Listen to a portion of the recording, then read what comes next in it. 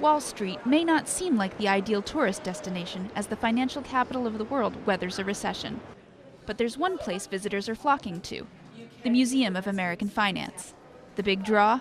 Tracking the credit crisis, an exhibit explaining the events leading up to the country's financial mess. We noticed that a lot of people were coming in and asking, do you have anything on the crisis? Are you documenting the crisis? Because it's difficult to document history while it's happening, we decided on the idea of a timeline. The events, the write-downs, the collapses, the mergers, all of those are concrete events, and it forms a narrative over time. Since the exhibit opened, museum attendance is up 45%.